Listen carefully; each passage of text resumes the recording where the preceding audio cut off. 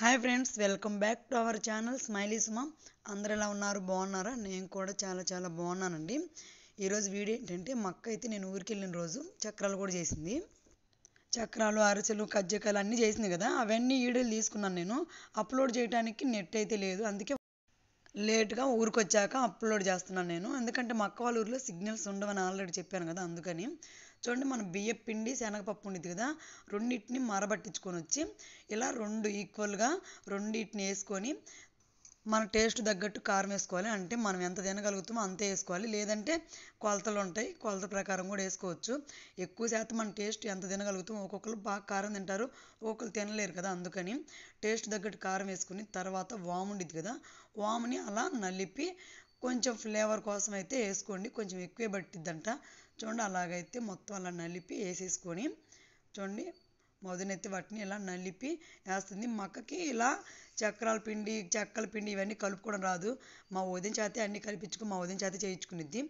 తర్వాత మనం ఉప్పు ఉండిద్ది కదా, మామూలుగా అయితే సాల్ట్ వేసుకోవచ్చు, కానీ వాళ్ళు చక్రాల్లో కల్లుప్పే బాగుండిద్ది అని చెప్పేసి కల్లుప్పుని అంటే మనకి ఎన్ని నీళ్ళైతే సరిపోతాయో ఆ నీళ్ళల్లో కల్లుప్పుని వేసి అది కరిగేదాకా కరగబెట్టి బాగా నలిపి కరగబెట్టి ఆ వాటర్ని దీంట్లో పోసుకొని కలుపుకోవాలన్నమాట. ముందు మనం వేసిన కారం, వాముని నీట్గా మొత్తం కలిసేటట్టుగా బియ్యపిండి, శనగపిండి మొత్తం కూడా కలవాలి కదా, ఒక పక్క ఒక రకం ఒక పక్క ఒక రకం ఉండకుండా మొత్తం కలిసేటట్టు ఇట్లా కలిదిప్పుకొని ఒకసారి ముందు, అంటే పొడి పిండిని ముందు కలుపుకొని అన్నీ కలిసేటట్టుగా తర్వాత ఈ నీళ్ళు పోసుకుంటూ మనం చక్రాల పిండి అయితే కలుపుకోవాలి. మరి అలా చక్రాల పిండి మన చపాతీ పిండిలాగా కాకుండా చూడండి, అంటే ఒకేసారి నీళ్ళు ఇట్లా పోసుకోకుండా కొంచెం కొంచెం పోసుకుంటూ కొంచెం కలుపుకుంటూ మొత్తం అయితే పిండినంతా అయితే కలుపుకోవాలి. మా వదిన అయితే అలాగే కలుపుతూ ఉంది. చక్రాల పిండి అంటే నేను ఎప్పుడు కలిపేది చూడలేదు, మా అమ్మ వాళ్ళు కూడా చేస్తారు కదా, నేనైతే ఎప్పుడు దగ్గరుండి చూసింది లేదు.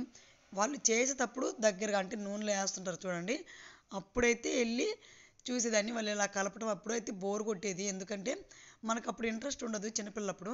ఇప్పుడు అనుకో మనం కూడా చేసుకోవాలి కదా, ఇలా చూసి నేర్చుకొని మరీ ఇన్ని చేయలేకపోయినా ఏదో మన తగ్గట్టు మనం ఒక పావు కిలో కన్నా తక్కువ మనం చేసుకుంటాం కదా ఇంట్లో, అలా చేసుకోవడానికి నేర్చుకోవచ్చు. అలాగే మీకు కూడా వీడియోలో చూపించవచ్చు అని నేనైతే దగ్గరుండి అన్ని వీడియో అయితే తీసుకుంటున్నాను. అంటే మనం ఇప్పుడు చక్రాల పిండి ఇంత కిలోలు కలుపుకోపోయినా మనం ఎప్పుడన్నా స్నాక్స్కి సాయంత్రం పూట బజ్జీలు, పునుగులు వేసుకున్నట్టు అప్పుడప్పుడు ఒక 10 రోజులకి 5 రోజులు సరిపోయేటట్టు వేసుకోవచ్చు. నాకు తెలిసి ఈ కాలంలో ఇట్లా మరిన్ని చేసుకున్నా కూడా వేస్ట్, ఎందుకంటే తినట్లేదు. ఒక వారం తింటారు కొత్తలో, ఇంకా తర్వాత తినట్లేదు. అందుకే ఒక వారం 10 రోజులు సరిపోయేటట్టు మా అక్క అయితే నాకు వాళ్ళ పిల్లలు కూడా హాస్టల్కే కదా, వాళ్ళ సరిపోయేటట్టు అయితే చేసింది.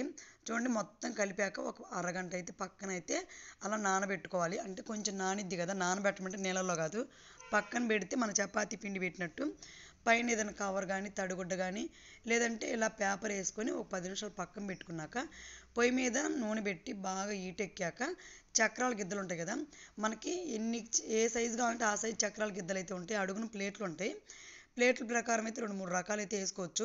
తర్వాత అలా గట్టిగా ఒత్తి ఇలా తిప్పితే చక్రం అయితే నీట్గా అయితే వస్తుంది. దాన్ని బాగా వేగాక అంటే ఫ్రై అయ్యాక దాన్ని తీసి పక్కన వేసుకోవటమే, అంతే ఫ్రెండ్స్, చాలా ఈజీ. ఒకసారి ట్రై చేయండి. మా అక్క అయితే మొత్తం అలాగే చేసేసింది.